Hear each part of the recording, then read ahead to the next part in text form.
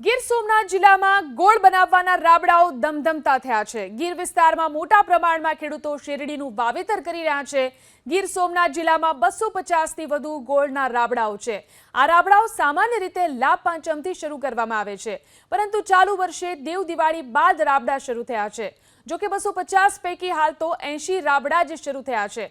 ગયા વર્ષની તુલનાએ ચાલુ વર્ષે ઓછા રાબડા શરૂ થયા છે। ગોળના ડબ્બાનો ભાવ હાલ 700 રૂપિયાથી વધારે છે, જ્યારે રાબડાઓ ધમધમતા થતા ગોળના ભાવમાં ઘટાડાની શક્યતા છે। હાલ તો 1 ટન શેરડીના ભાવ 2500થી 2600 રૂપિયા રાખવામાં આવ્યા છે, જે ભાવને લઈ ખેડૂતોમાં નારાજગી જોવા મળી રહી છે। એક સમયે ગીરમાં 3 ખાંડ બનાવવાની ફેક્ટરી હતી, પરંતુ હાલ 3 ફેક્ટરી બંધ છે। 200 રાબડા ટોટલ આખા ગીર સોમનાથ જિલ્લામાં ચાલુ થયા છે। શેરડી ઉત્પાદકોને 2500 થી લઈને 2600 સુધીના અત્યારે ભાવ છે। અત્યારે 2500-2600 ભાવ ચાલે છે, પણ જો એની જગ્યાએ 3500-4000 રૂપિયા હોય તો અમને શેરડીનું વાવેતર પોસાય।